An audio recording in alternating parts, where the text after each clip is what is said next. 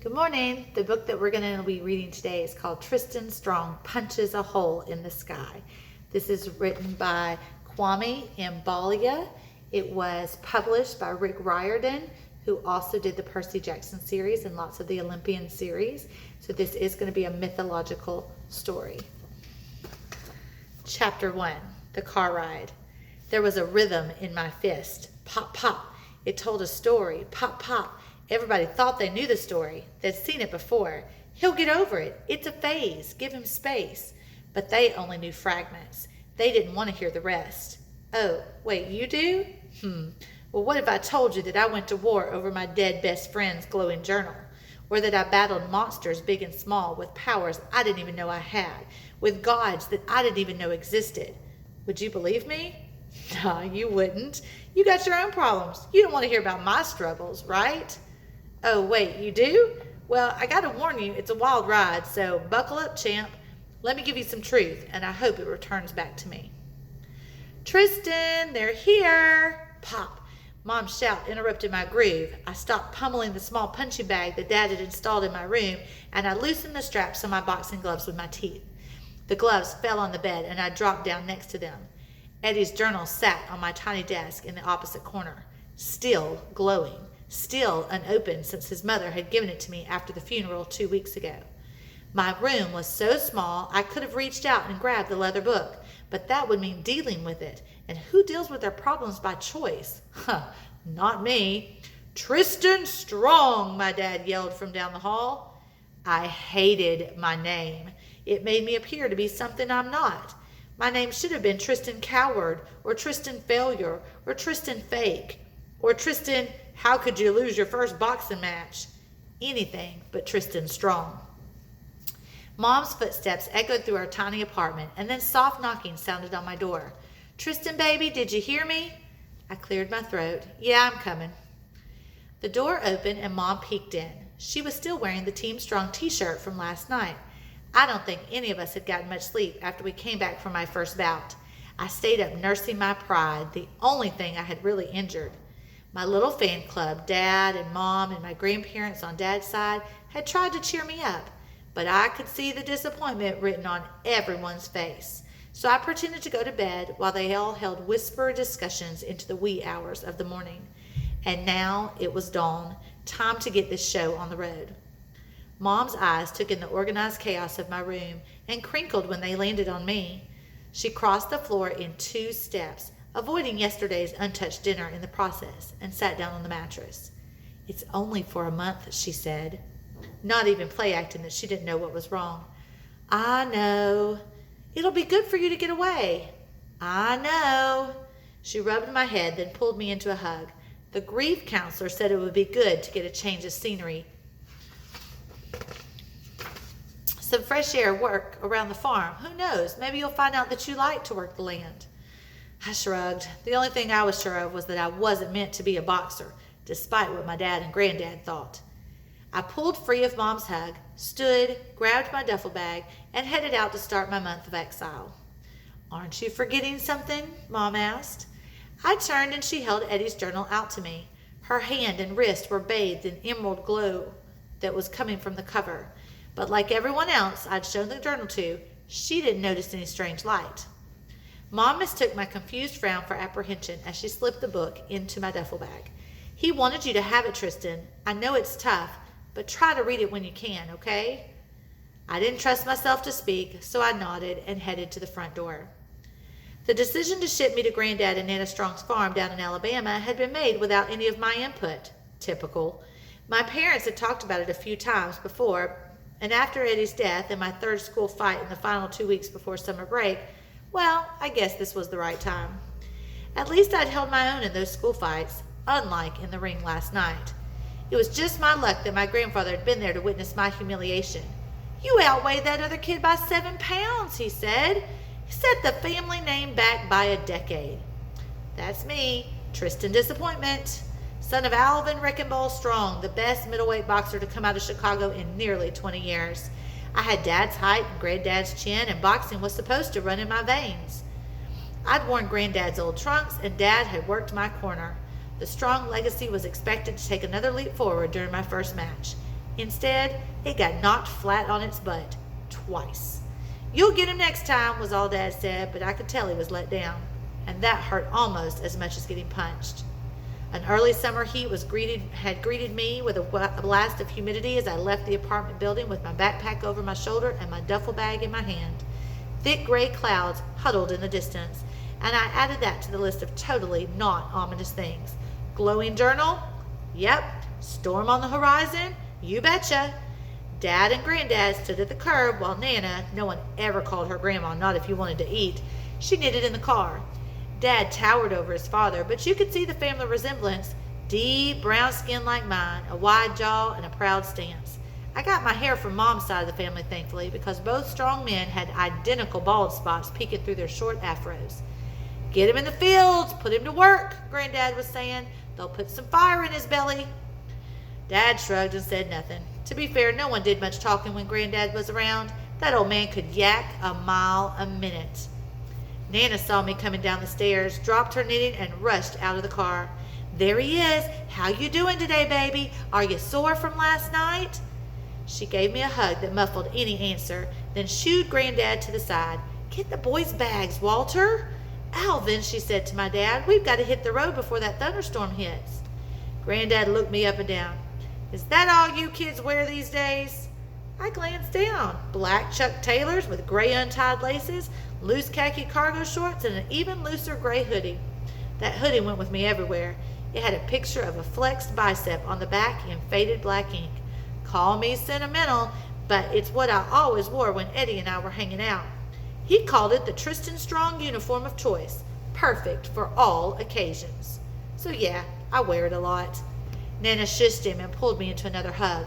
"Don't you listen to him, Tristan. I can't wait to have you back with us on the farm. You were so little last time, but them chickens you used to chase still haven't forgotten you. I packed a lunch and even rustled up a new story or two for the ride." And so, just like that, with a clap on the shoulder from Dad and a hug from Mom, I was someone else's problem for a month. Goodbye, Chicago, and all your glorious cable TV, internet, and cell phone service. I hardly knew you. One thing became very clear during the 12-hour car ride to Alabama. I was never going to do this again. Like never, ever. Sitting in an enclosed space with Granddad was like wiping your tears with sandpaper. Painful, excruciating even, and you wondered why you ever thought it was a good idea. Oh, you think I'm playing? 10 minutes into that trip. "When I was your age, I had a full-time job and I'd already fought in 2 title fights." 3 hours in. "Oh, you're hungry again? Did you bring some pocket money?" 6 hours in. "Man, I shouldn't have ate those beans for breakfast." 8 hours in. "I can't believe I drove all the way to see a strong boy fight so soft. That's your grandmother's side of the family. Ain't no strong ever looked like that in the ring while I remember." Anyway, you get it. By the time we crossed the Alabama state line, I was ready to claw my way into the trunk. I don't know how Nana could just sit there and hum and knit for most of a day, but that's what she did. The Cadillac rumbled down a 2-lane highway, kicking up trails of dust and exhaust, a dented rocket ship blasting through time, but in reverse, from the future to a land that Wi-Fi forgot. I'd put my earbuds in somewhere back in Kentucky, but the battery on my phone had long since run out. I just kept them in so no one would bother me. Nana kept knitting in the passenger seat, and Granddad tapped a finger on the steering wheel, humming along to a song only he could hear. Things seemed more or less calm, except for one thing. Eddie's journal sat on the seat next to me. Now, I could have sworn I had stuffed that book under the clothes in my duffel bag, which Granddad had clearly put in the trunk. Yet here it was, waiting for me, waiting on me to do something I'd put off since the funeral. The late afternoon sun, occasionally peeking out from behind the storm clouds, made the journal look normal, ordinary. But every so often I'd shade the cover with my hands and peek at it while holding my breath. Yep, still glowing. Why not open it, you might ask, and see what's inside? Well, believe me, it wasn't that simple. Before Eddie's death, the cover of his brown leather journal had always been blank. But now there was a weird symbol that had appeared to be stitched into it, like the sun with rays that stretched out to infinity, or a flower with long petals. The same symbol was embossed in a carved wooden charm that dangled from a cord attached to the journal's spine. I'd seen the tassel before. Eddie had used it to mark his spot or to flick me in the back of the head, but the charm was new. And even more weirdly, the trinket pulsed with green light, too. I'd been staring at that book every day for minutes on end, but the glow always stopped me from opening it. I mean, I knew what was in there anyway. The stories Eddie had jotted down in his goofy, blocky handwriting, from his own silly creations to the fables that Nana used to tell us when we were younger, when she'd come up to visit. John, Henry, Anansi the Spider, Brer Rabbit's adventures. I'd read them all. Our end-of-semester English project was supposed to be a giant collection of stories from our childhood. Eddie was doing the writing, and I was going to give the oral presentation. Then the accident happened. The counselor Mom took me to every Wednesday had said I should try to finish the writing part, even though school was now over for the year, as a part of some healing stuff. Now, before you say something slick you might regret, Mr. Richardson is pretty cool for a counselor. You get me? We play Madden while we talk, which means I can focus on running up the score on his Raggedy Eagle squad and not on being embarrassed about answering questions. It helps, some, and if he gets too tough, he knows when to back off too. To avoid thinking about the haunted journal, I watched the weather outside the car window. The clouds had never let up, even once while we were in the deep south.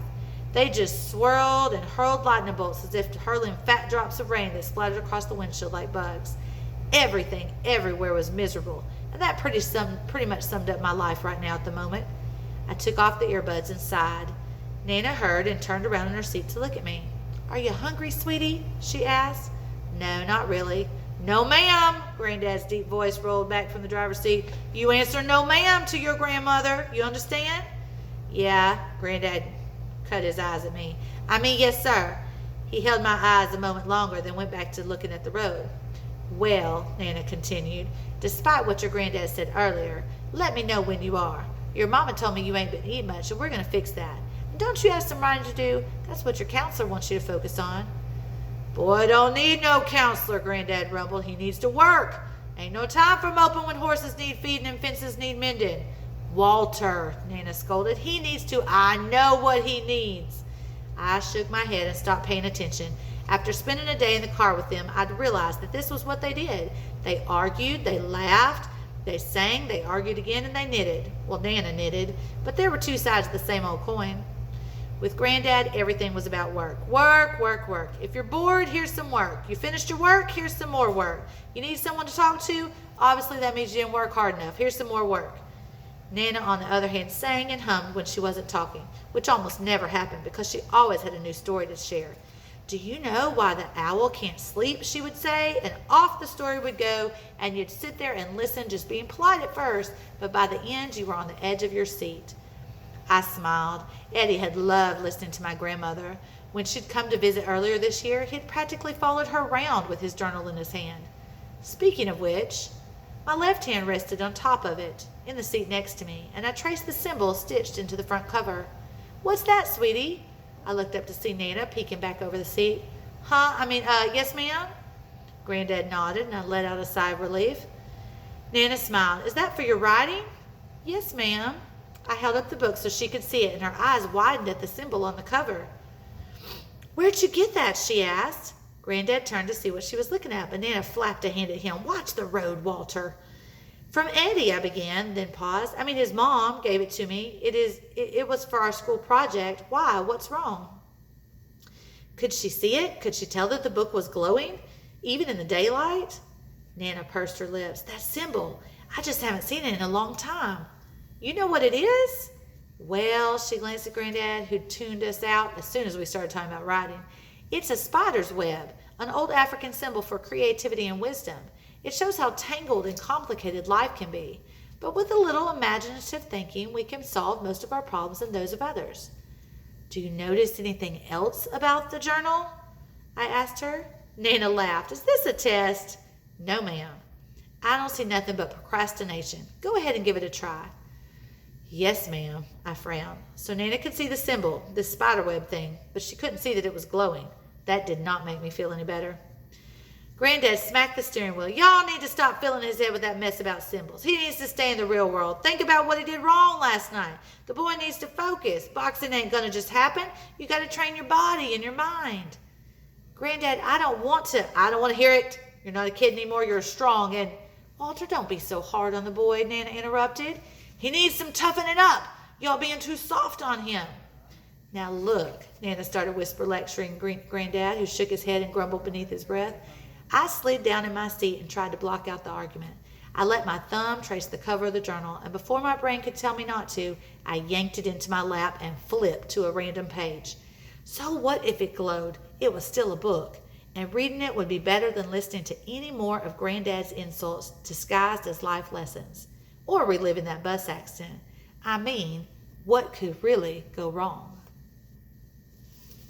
So I hope you enjoyed Tristan Strong Punches a Hole in the Sky, and if you'd like to read some more, check it out.